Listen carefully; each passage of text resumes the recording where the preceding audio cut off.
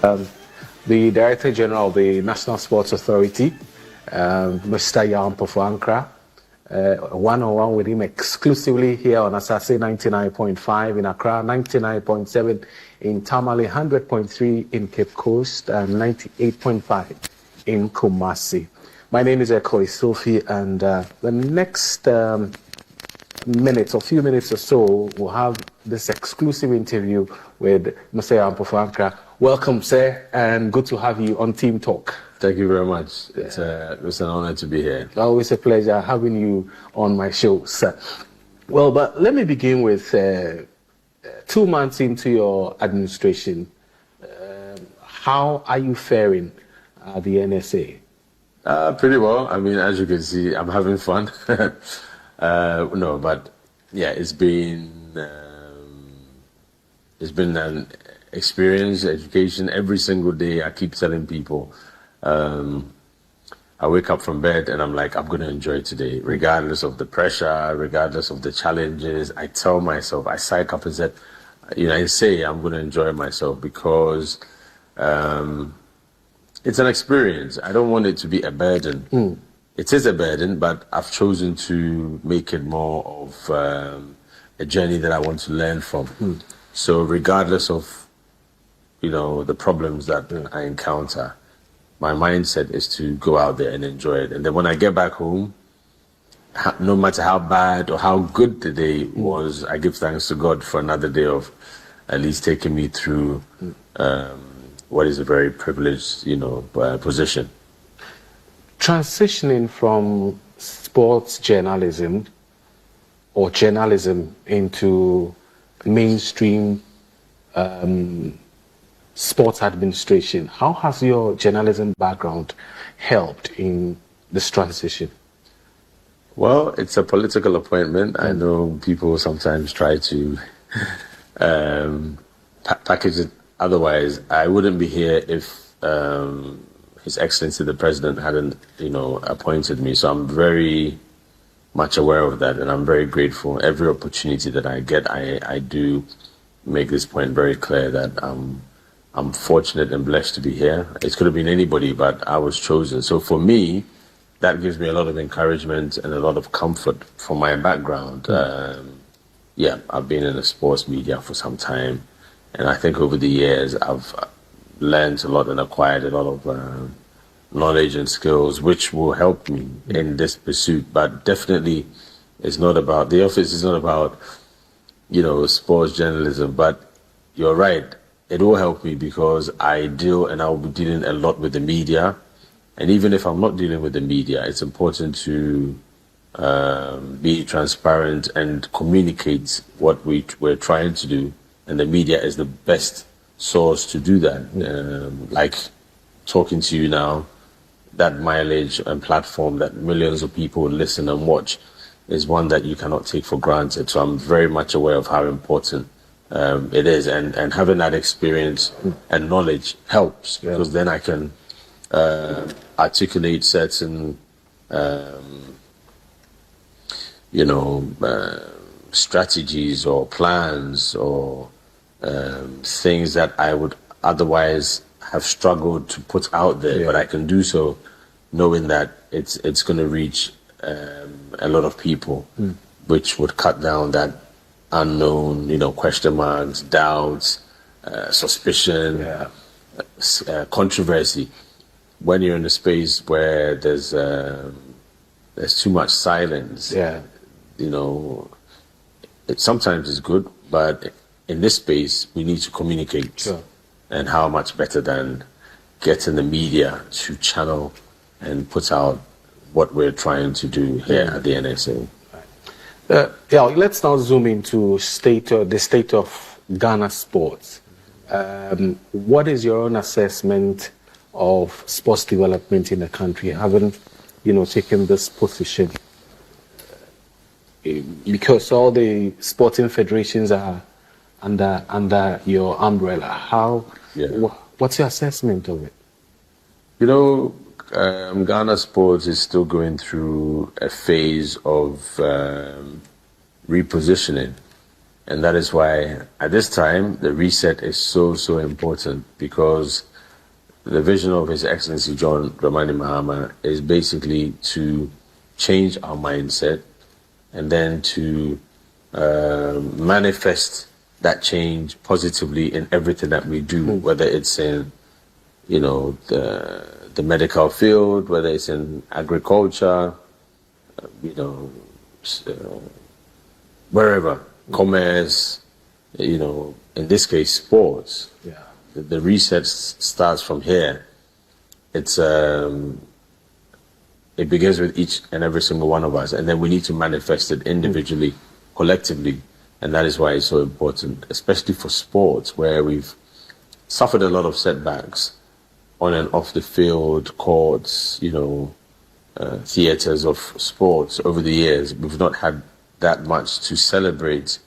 Occasionally, yes, we do, but it's far and wide. It has become a rare luxury, So Ghana sports is, I wouldn't say it's on its knees, but it's wobbly. A boxer in the ring that has taken a lot of punches is vulnerable, and anything can take him down. And I think that's where Ghana sports is. Taking it as a collective, yes, it's wobbly. Ghana sports is wobbly, but some sports are doing great. They're excelling. And some would argue that it's a thin line between recreation and sports. It doesn't matter. Once people are excelling in that space, we need to commend them and also encourage them. And I'll tell you 2 quick examples.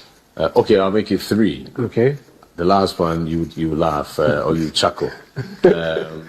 Obviously, it's arm wrestling. They're doing so well recently.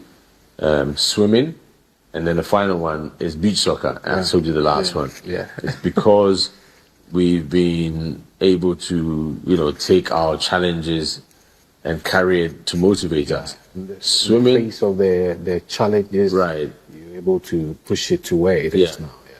Swimming have a lot of challenges, but now if you're talking about one of the most organized, competent sports, it's federations, it's swimming.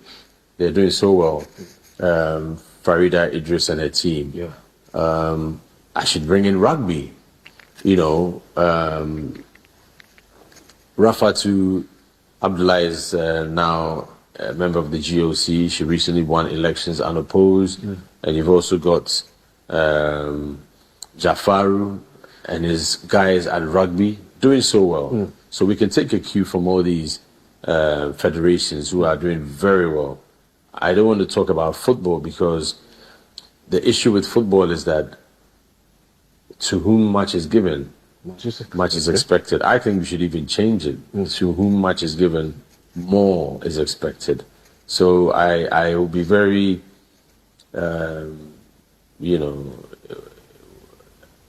unreal or not ambitious if I say that football is doing great when football is, given all the opportunities, the platforms, the support to excel.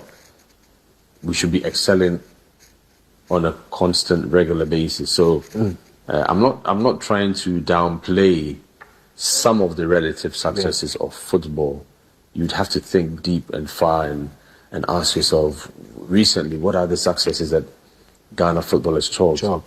Which is a challenge. We shouldn't have to think too far for us to know that Ghana football is doing well. But other sports, top of my head, as I said, swimming, rugby, arm wrestling, and of course beach soccer. I have to be biased because I know how difficult it is to qualify for an AFCON and all the rest of it. But we need to get onto that boat of recovery, which we are. Do you think we still need all the federations that we have? Yeah. So, as part of the reset agenda, policy, vision, we need to look at what's relevant and what's not. And if it's possible to merge federations and associations, not by name, but by what they're doing. And that's why we have recreation.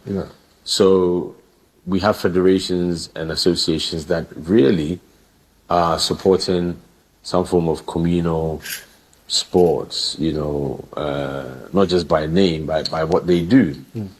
And we shouldn't discourage them, we shouldn't belittle them, we shouldn't look down upon them or on them, but we should be honest to say that if basketball is organizing 30 events a year, championships from schools and colleges, universities, corporate, and they have a budget of 1 million Ghana cedis, and street walking is also organizing double 60 events a year.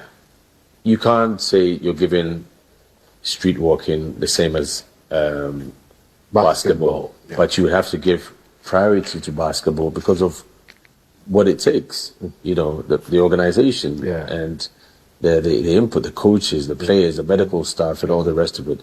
Street walking is a growing sport, a combination of marathon, brisk walking, lifestyle, entertainment. It's got all of this. Much more of a recreation. Thank you very much. And that's what it is. So we need to identify that and put our resources where we're strong. When Asaase Radio came to Ghana last year before the Olympics, he kept on saying that all around him you can see these could be Jamaicans, Ghana. Everywhere he looks, this could be Jamaica, this could be Jamaica. And similarly, I'm sure when you go to Kingston or any part of Jamaica, the people, the athletes, the physiology, the food is literally the same, just different names. So the difference is that the Jamaicans have tapped into the sprinting, athletics in a way that has been just as they did with reggae music. They've introduced it, they've mastered it, and they are now exporting it. If you go to Team GB, Great Britain, Canada, USA, obviously, you name it, all over, you would find a very interesting pattern where you have Caribbeans and Africans, Jamaicans mostly, and from the islands, Trinidad and Tobago, St. Kitts and Nevis, and Barbados, and all the rest of it, St. Lucia, they're there. Then you find, Johnson Olewole, he's a Nigerian. He's running for Moldova. You find, Johnson Ketia. Exactly. Paul Yeboah, and he's, jumping for Greece. Or it's Yeboah. So you get that in the USA, in the UK, all over. They're Africans, they're Caribbeans, but obviously we're all the same. So how do we also now say that we have talents in the north, very tall, athletic, strong players? Maybe we should have a 10-year plan and project and be deliberate about boxing and about basketball, about beach soccer. You watch the Senegalese. They are record African winners, African Cup champions, and their players have a certain physique that is not uncommon to Ghana, but it's not all around. I believe they've been deliberate on promoting it and invested so much in it. Very tall, very strong, very slender, athletic players, and we know that we have a lot of such physical characteristics in the northern part of Ghana. But we've not been deliberate and scientific to say that, why don't we take some sand and experiment for a couple of years and see if we can get the same type of players as Senegal have. Yes, Ghana, we beat Senegal in open play, which was a rare feat. It wasn't a fluke though, but I'm just giving an example of what we can do in sports. And the same with women's football, which is doing relatively better than their male counterparts, but they have a lot of challenges, so need a lot of support. So we need to input a lot more and try to develop across the board. Right, listeners, we're speaking to the Director General of the National Sports Authority, Mr. Yaw Ampofo Ankrah, exclusively here on Asaase 99.5. Yaw, let's talk about facilities and maintenance and all. Give us an update on the stadia, the national stadia, like the Accra Sports Stadium, the Sipon, and the rest that you've had the opportunity of seeing since assuming office. What's the state? What's the plan? Yeah, the plan is to upgrade all our stadia to a standard where we can have sporting activities at the highest level, where our athletes can also perform at their best, and where supporters, fans, support systems can, thrive and be able to work or share their favorite players and teams. Currently, we don't have that in any stadia. What we have is okay to good, very good, maybe Takwa CNA Stadium, maybe on occasion University of Ghana, Legon Stadium, maybe on occasion Accra Sports Stadium. But all of this, you'd have to tweak certain areas and upgrade for an event just because it is not up to that standard. So it is an artificial upgrade. It should be standard. As I said, apart from Takwa, where Midiama use as their, home grounds, where they have modern facilities and it's almost perfect, save one or two interventions here and there. All the other stadia are struggling to meet the standard. And you can go to any stadium in Ghana today, and that is a challenge. So we need to now close the gap and be consistent in the way we manage our edifices and the way we want to upgrade, we want to re-engineer, renovate, whatever the word is. That's where we are now. Do we have the funds to do that? Do we have plans to involve private partnership into this, where we can bring private people to invest in our stadia, renovate it, and then go on some, some terms or agreement with these private people? Yeah, private-public partnerships is something that has been said over and over again, and, investors are looking for returns, and they are also looking for track record. Sure. Okay, you want me to invest 100 million in this, unless the investor is not deliberate about his or her investment, they may not look at these. But if they are, they would look back. What has been the track record? What has been the pattern? What are the stats telling us? And the stats, unfortunately, tell us that every few years we renovate, we refurbish, we upgrade, and then we go back and we repeat that cycle. It's become a cycle for over 2 decades or more. So where does it stop? It means that we don't have a maintenance culture. We've said it over and over again, but it looks like it's a sad reality. We don't have a maintenance fund. The problem comes up, we look at it, we analyze, we do reports, survey, and then we seek the funds, we try and remedy, and then because we don't have that maintenance structure, after some years, it goes back again. And it's a vicious cycle. It's just going around the same. So something has to change. And what has to change is that we get the right people to manage our stadia. And if we don't have the right people, which we do, then why don't we train them?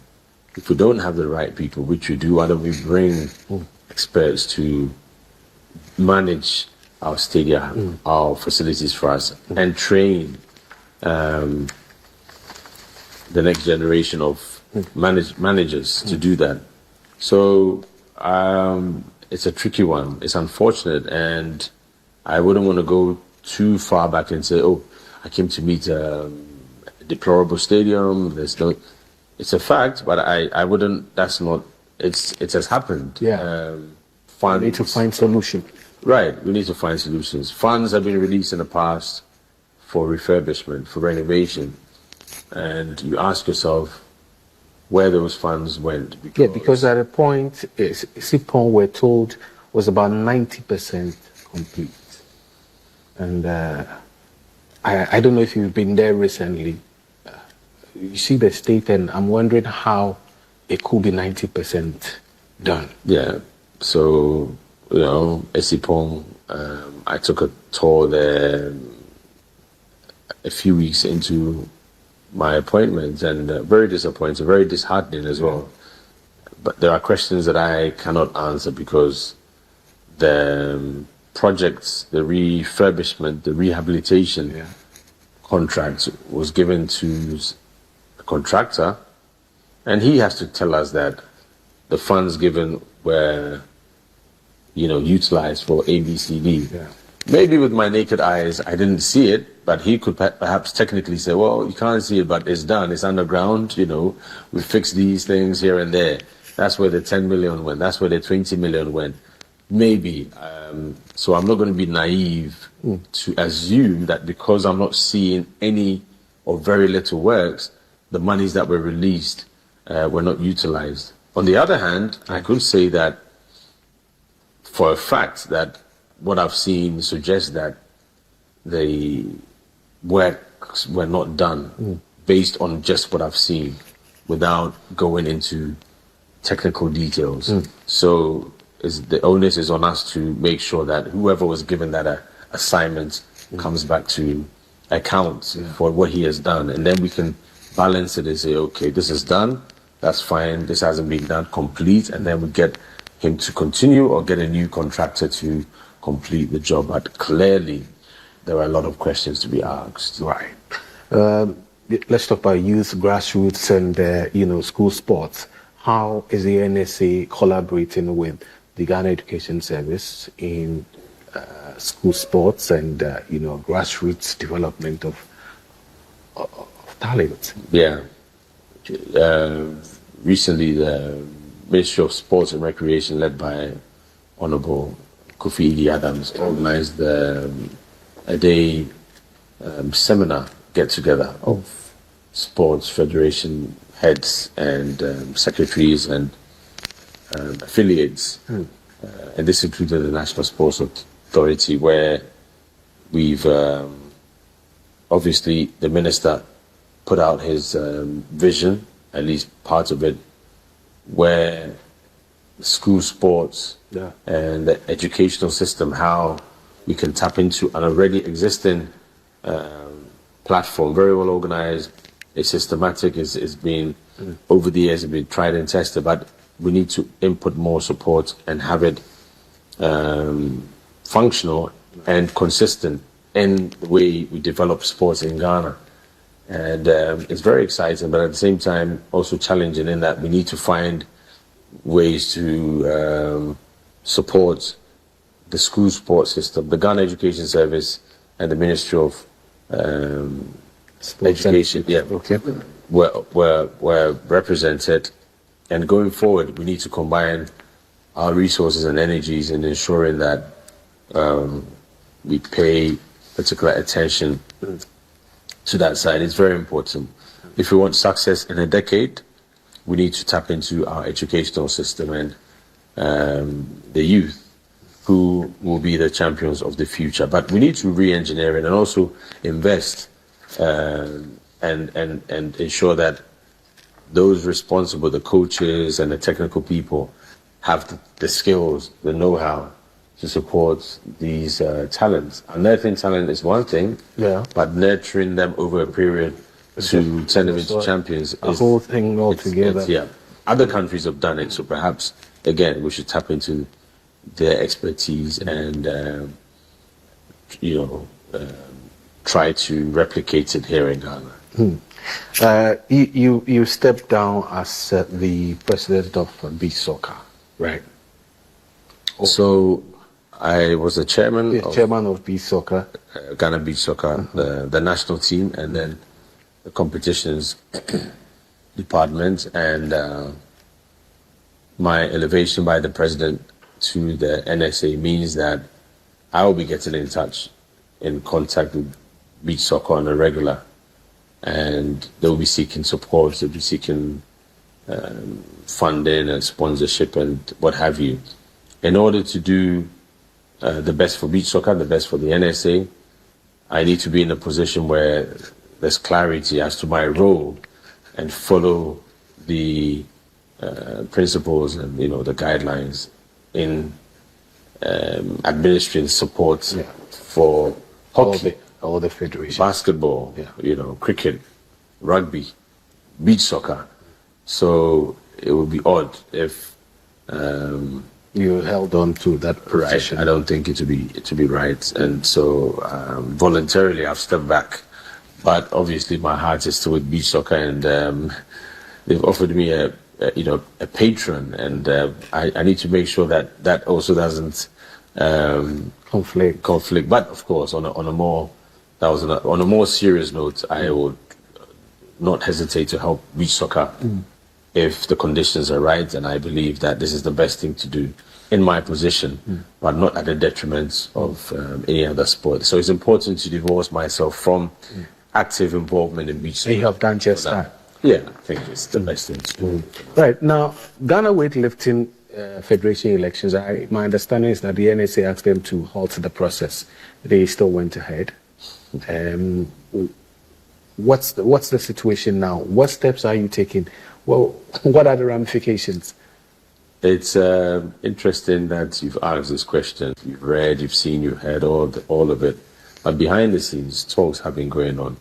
And I respect the office of the president of Ghana Weightlifting, whether it's Ekow or Kwame or Jerry, that office must be respected.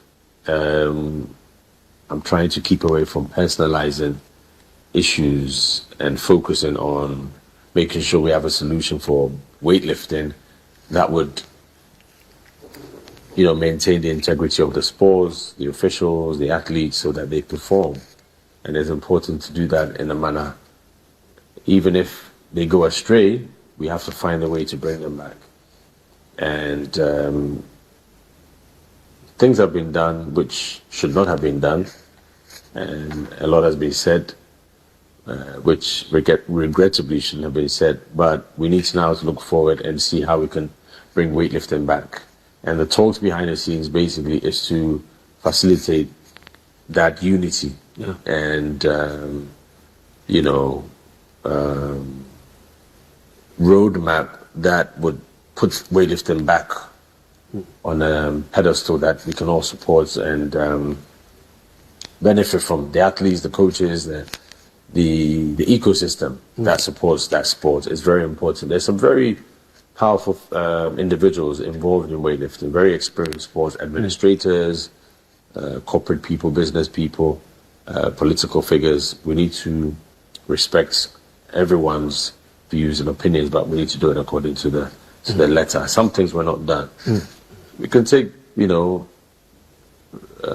disciplinary measures, but the collateral damage that would come from going to the letter, we need to look at it and see where the athletes fit in and whether or not it would be better to reprimand and pardon than to reprimand and punish. If I should use that word, disciplinary measures. So that's where we are. But thankfully, there's engagement, there's communication, there's understanding. Earlier in the week, there were allegations leveled against you by Honorable Jerry and all of that. Some emails were read live on radio and all of that. I don't know if you would want to react to the media. No, not really. I'm a media person, so I'm not going to fall into that trap. I'm not going to fall into that trap. But yes, I've met, my brother Jerry. You have a relationship with him? Jerry and I go back many, many years. I would say close to 2 decades, perhaps. Wow. And we don't have a problem, but we have differences of opinion and positions where weightlifting is going and where it should go. And obviously the media, they love drama, headlines, negativity. So I don't mind. Perhaps we also got carried away and played into that drama a little bit. They've had their say. They've had the fun. The reality is that, just before you came, Jerry was here and we were chatting and looking at the way forward. And maybe that will not be captured by the media, but, it's the reality. And we're looking at resolving matters very speedily in order for Ghana not to miss some opportunities. So it's gone and past. Drama, it happens, but there's no bad blood. There's no political beef. It's just that there were differences in how to approach things going forward, and the NSA felt that there wasn't enough clarity, and so we wrote to the Weightlifting Federation. The legalities around it, I wouldn't want to address on this platform, but mistakes were made, and parties have admitted that they made mistakes, so we keep it behind closed doors and we move on. So I think it's positive where we are now with weightlifting in Ghana. All right. So we'll be wrapping up shortly, but your plans on improving collaboration between your outfit and the Ministry of Sports to ensure cohesive national sports planning? Yep. Honorable Kofi Adams has been excellent. He's been remarkable and has guided me in my first 60 days, I would say. And I'm sure with the support, I've been able to, ride over some of the few challenges that have come. I think overwhelmingly it's been very positive here. There's a lot of, there are a lot of changes. There's a lot of, it's an evolution. And where we want to go, we know where we want to go, but we can't jump the steps. We have to maybe suffer the pain here and there and move on. But the minister is very clear in his mind and his vision, influenced and motivated and inspired by the bigger vision, the reset, and His Excellency the President's drive to take sports beyond the football pitches and the courts and, the parks, the pools, sports tourism. I think we saw Ghana as a child with a good partnership with the Ghana Tourism Authority. They did a great job, led by my colleague Abeku Santana and Mamefa Kojetu and all of them. They came here and they took over an aspect of the match, and it was excellent. It was excellent. And this is what we want. Yeah, because I was also going to ask how you can, sports infrastructure, how you can develop and align it with tourism. Your tourism strategies, with the national tourism. Ghana Tourism Authority. Ghana Tourism Authority, how you would want to fit into their scheme of things to ensure, especially with beach soccer. Yeah, beach soccer is among one. The NBA now it's probably at its peak. You can say the same with Major League Soccer across the US. They've been tapping into that space. American football, they've been doing it. Halftime, Super Bowl.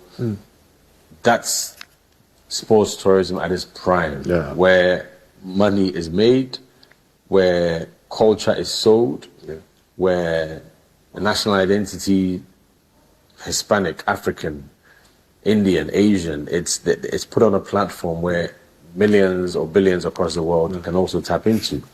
That's the pinnacle of sports tourism, where it's not about the action on the pitch. That's where Ghana should be going to, and that's where we want to go to. But it will take time. It's a process.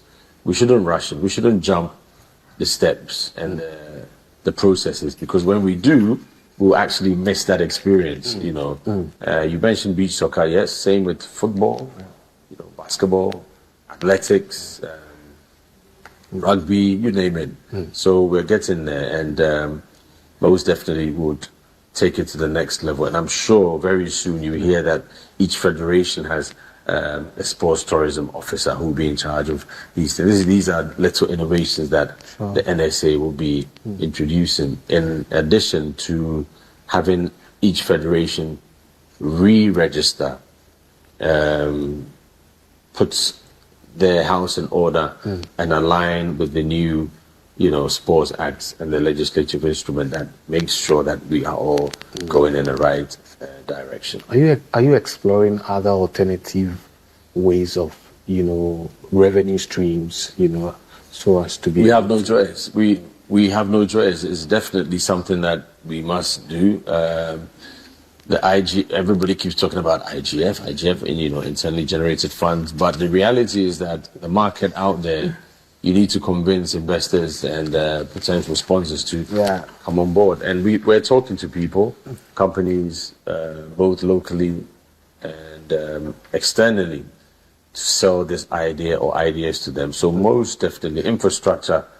We don't need to build new stadia, but we do need to put up new tennis courts, multi-purpose sports halls where you can play badminton, table tennis, and all of that, judo, karate, and these sports.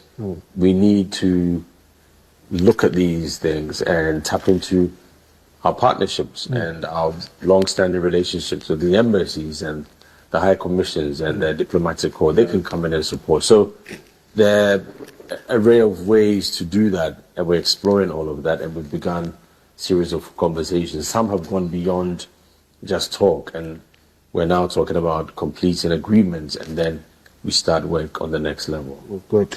Well, we are wrapping up with Boteman Sports Complex. It was a significant investment, and I'm thinking that it has to be put to good use. What are the plans for that facility? Yeah, Boteman, a facility that was built for the African Games, played its role, but obviously it wasn't built just for the African Games. Long term, to ensure that it generates a lot of activity in terms of sporting activity, recreation, and then also serving as a hub for sports research in terms of sports education, connecting to the sports university in Winneba and potentially other centers across Ghana, and that's something that is still being explored. But in where Boteman is placed, you cannot leave out the community. It's very important that ordinary Ghanaians like you and I can walk in there, go for a swim. It's affordable, it's safe, and go for a walk, go for a run, play. If we lose sight of that, then we're not really now talking about the reset where everybody should get involved and should feel that they can have access to these world-class facilities. But there are challenges where I mentioned earlier the Kaneshi Sports Complex, the National Hockey Pitch, these and other isolated structures where we need to pay closer attention, resuscitate, repackage, re-engineer, and resurrect in their glory so that we can all enjoy them. And there's a long list across, from Yendi to, Takwa, as I said, in the Western region, even Axim, we have facilities there. So there's a lot of work that needs to be done. Last week we saw the 4x100 meter relay team qualifying to play to run in the world relays. What would you say about this team going forward, and what do we need to do to have I don't know, but to have a sustained performance like this? I mean, Ghana's quartet, the 4x1 did a great job, and I'm sure in Tokyo, where they've qualified to, that's when your question perhaps will be answered, because qualification is one thing, and if you want to bring it into football, we've qualified to the World Cup 4 times, is it? Qualifying is one thing, but when you get there, you need to now reset and focus on breaking boundaries. So what do we need to do to ensure that we go perform there? So it's a process, and we've had a lot of experiences or in the past where Pattern changing and all. we've not done the right thing. So we lean closer to what we're doing right and encourage the boys to raise their game, and also not to rest on our oars and believe that, oh, we've qualified. Celebrations should end right after the fact that we need to now move into the next level and go to Tokyo and make a mark. That's where the challenge is, to raise the bar.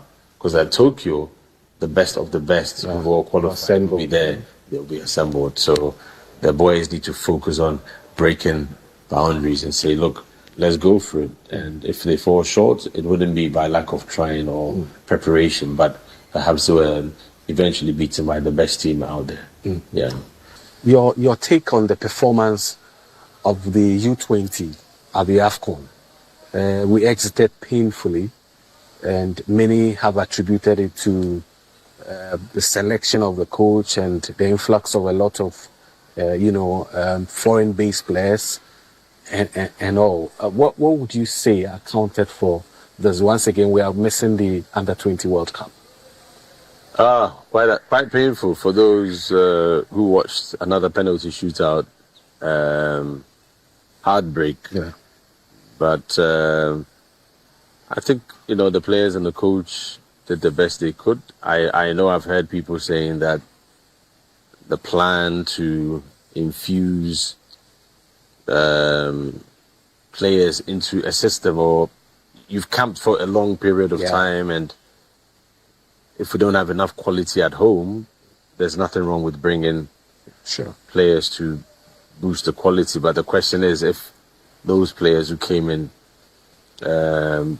took their standard to a new level, we can talk about this if and maybe and what could have been, but we've not qualified, which is very painful. Good team, they're not quite there, so they should try to engage them in other competitions between now and the next calendar year, and not disband the team if possible. If not possible, again, that means you progress them out again. You progress them to the Meteors. Right. That's what. So planning, we've got to be strategic. But it's unfortunate that we will not be at another Junior World Cup, and this has been a pattern for several years now. We need to find out why, and the sooner it stops, the better. But hard luck, better luck next time. Otea Kantine believes that we will not follow the 5-year development plan. If we had, wouldn't be where we are now. We would have progressed better if we have followed that Ben Kofi 5-year development plan and moved with it. We would have gotten it all boils down to a neglect for grassroots football. Yeah, perhaps. I mean, I think now the commercialization, the over reliance or the focus on win. Yeah. Transfer of players, business has somewhat, been a bane for Ghana football, over the years, because the argument is that we need to feed the ecosystem. We need to pay our players. We need to pay our costs. We need to get our investment back. So the football people will not apologize for being more business focused. But in so doing, you've got to be strategic, and it looks like it hasn't helped in recent years, because the too much business with our football has caused us to be in a situation where we are. I'm not saying business is a bad thing, because football is business, but it's got to be wise business, devoid of greed and manipulation and over-reliance on just a few people. It's got to be opened up and be transparent, and that would give you a very strong pool and ecosystem where everybody feels that they are part of a solution, not just a few people, as the perception is. So maybe we need to change that. Right, now away from that, let's talk about the football festival. The football festival that's happening on Sunday, the Women's League and the FA Cup at the University of Ghana Sports Stadium. Right. Quick one on that, especially with the development of women's football. Yeah, it's great. Women's football. Look. I think in the FA Cup we're going to be seeing a new winner for the FA Cup. Yes, a new winner. A new Jonina, and then Police Ladies. Jonina Ladies. Police Ladies are playing in the league. In the league. Yes. So let's look at the performance of or the level at which our women football has gotten to. Yeah, over the years. And all. Yeah, over the years, I think women's football, the trajectory has been very positive. And I think with even more supports, women's football would, excel. Yeah. They're doing very well at the time. And it's one area that we can, clearly see that there is improvement across, right from the school system to the seniors and the national team. So that's really positive. Police Ladies, for example, rapid rise. I know their men are trying to qualify to the Division 1 as well, but it's positive. The security services have always provided us in the past, especially with really good teams and athletes, and it gives credence to the call to have the SESA games back. Security Services Sports Association would make sure that this year's SESA would be something quite spectacular with their teams, players being pushed into the national team. I think Police Ladies have no less than 4 of their players in the Black Queens. That's impressive. And they have a chance. Janina Ladies on the other side, you have the cup and you have the league finals and then the festival. I think it's going to be a great atmosphere, good vibe. Hopefully good attendance. Yes, good attendance because it's free. Yesterday the minister encouraged all Ghanaians to be there because it's free. Let's go support our women. Absolutely. Go and do that and enjoy good football and activities around it. Right. Yeah, congratulations. I'm watching the Accra Sports Stadium pitch and it looks so growing. What's the secret? I don't think there's a secret. I just think that, Frank Boahin, Greengrass Technology and his team and others who have over the years suffered to get it looking good, continue to find ways to close the gap when there's no activity here. And during the season when there are no matches, you still have to feed the pitch, treat it, and that's what they've been doing. And it's looking good, but there's always room for improvement. I'm sure if we continue, the next time you come, it will even be greener. It might be as green as your shed. So let's give credit where it's due, and let's hope that we can maintain it with a strict and the other facilities in the stadium. Right. Yeah, there are challenges. I mean, you can see we need a new scoreboard. We need new floodlights. We need to make sure that the structures are safe and will do the job they're supposed to. So let's keep pushing and let's keep looking for solutions. I'm sure we'll do it. Sure. Yeah, always a pleasure talking to you. Thank you. Pleasure. Thank you so much for talking to us here on Asaase 99.5 in Accra. In Tamale, we are 99.7, Cape Coast 100.3, Kumasi 98.5.